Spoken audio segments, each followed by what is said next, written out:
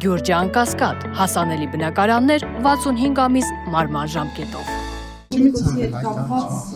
վարչապետը երկուշաբաթ մեջ գրառումներ արեց եւ վերջում եկավ նախաձեռնության, որ ինքը պետք է գործողությունների պլան մշակի եւ զբաղվի կաթողիկոսին վեհարանից դուրս բերելու գործընթացով, նաեւ արտադրությամբ։ Այս ընթացքում հոգեվորականները Հայաստանի դուրս աջակցում են կաթողիկոսին, իրենց աջակցություն են հայտնում, արդյոք Նիկոլ Փաշինյանը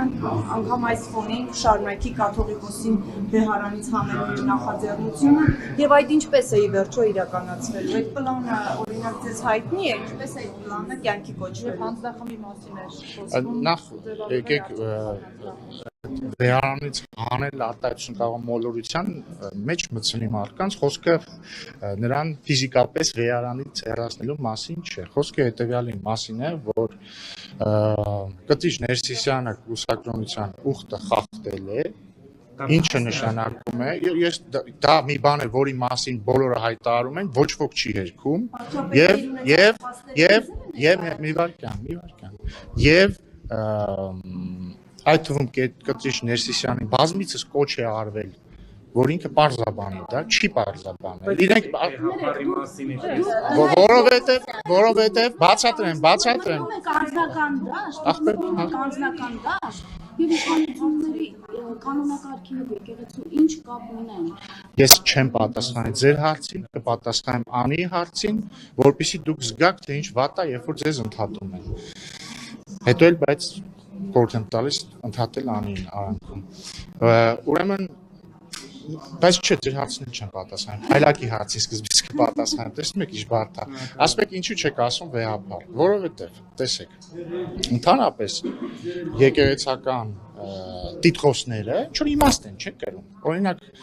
սրբազան նշանակում է սրբազան, շատ չէ սուրբ չէ, բայց հա սրբակենցա։ Օրինակ երբ որ սրբազանին հանդիպում ես, պիտի ասես Աստված օգնական սրբազան հայր, ինքն էլ պետք է ասի Աստված պահապան, որդիակս կամ դուստրս։ Ինչու ես ասում Աստված օգնական, որովհետև ինքը տվել է կուսակրոնության ուխտ եւ այսինքն ինքը դժվարություն է վերցրել իր վրա, պիտի ծառայի Աստծուն, ինքը իր իսկ որոշման հրաժարվել է ընտանիք ունենալու բերկրանքից եւ այսպես շարունակ, ասում ես Աստված օգնական։ Վեհապարին ասում ես վեհապար, որովհետեւ ինքը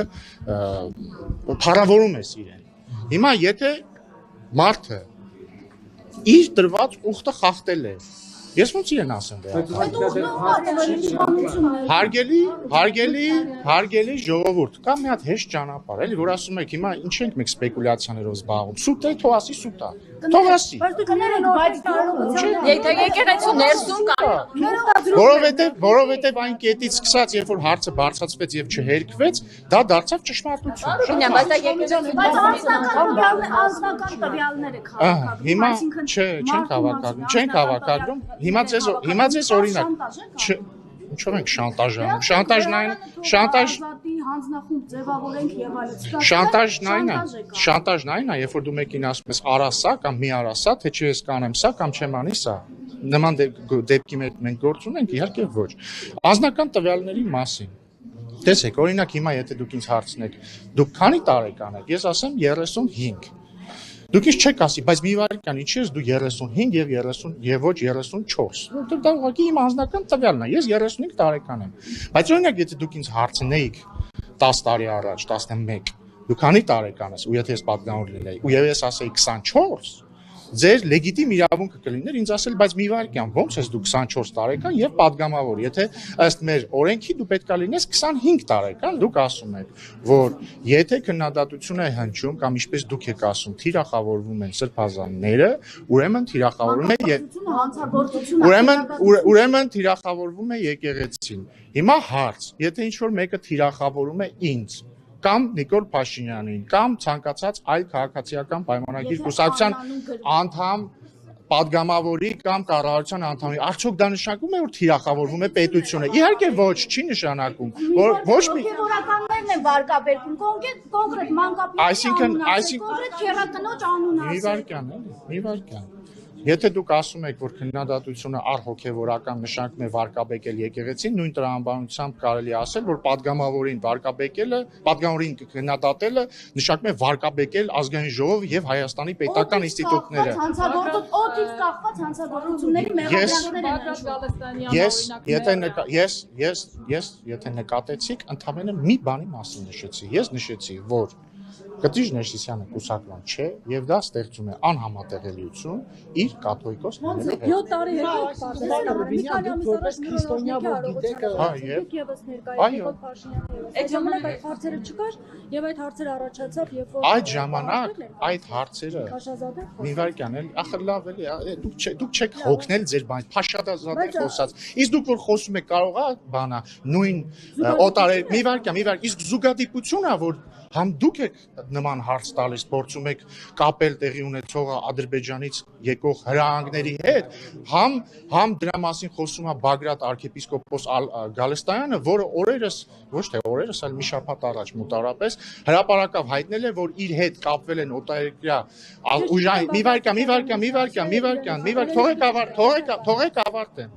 իր հետ կապվել են օտարերկրյա ուժային կենտրոնների ներկայացուցիչներ որոնք իրեն ասել են որ եթե դուք չհեռացնեք Նիկոլ Փաշինյանին Հայաստանում Սոդոր Գոմոր է տիրելու Հիմա մի վարքյան ձեր ու ինքն էլ ասում որ բանա Փաշազադեի ասածից մի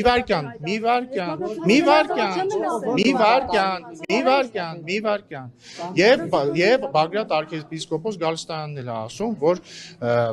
իշխանության ներկայացուցիչների կողմից քննադատությունը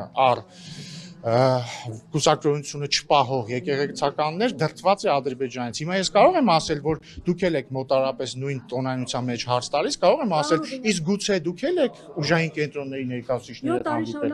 Իմ ասածը ձեր դուրս չեկավ, չէ՞, ընդհանրապես, որովհետև ինչ-որ բան էր, կոնսպիրոլոգիա էր, չէ՞, դե ես ես խորհուրդ եմ տալիս, դուք էլ չզբաղեք։ Հիմա բա ինչու 7 տարի։ Ես չէի խոսում, Բագրատ arczepiskopos Գալստանյանը ինքը ինքնախոստովանություն արել։ Իդեպ ձեզ, մի վարքյան, իդեպ ձեզ, սիրելի լրագրողներ բոլոր լրատվամիջոցների, եթե դուք ձեզ համարում եք իրոք անաչառ լրատվամիջոցներ, ես կասկած չունեմ բացարձակ դրա վերաբերյալ Քավլիցի, եթե դուք համարում եք ձեզ անաչառ լրատվամիջոցների ներկայացուցիչներ, ես խնդրում եմ Բագրատ arczepiskopos Գալստյանին տվեք հետևյալ հարցը, թե որ երկրների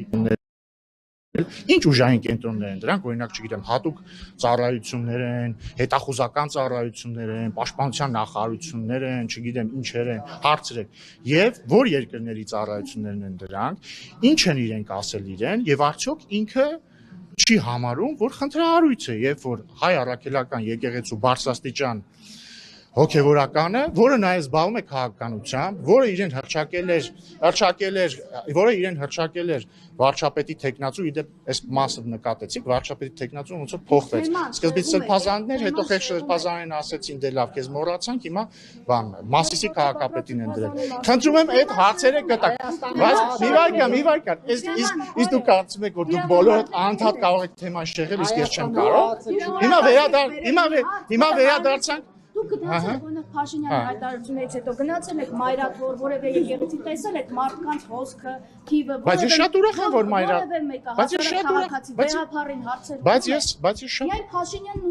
Բայց ես շատ ուրախ եմ որ հոսք կա դեպի Մայրաթոր, որովհետև եթե ձեր մտքում մեր իշխանությունը հակաեկեղեցական է, դա միայն ձեր մտքում է։ Հասկանում եք։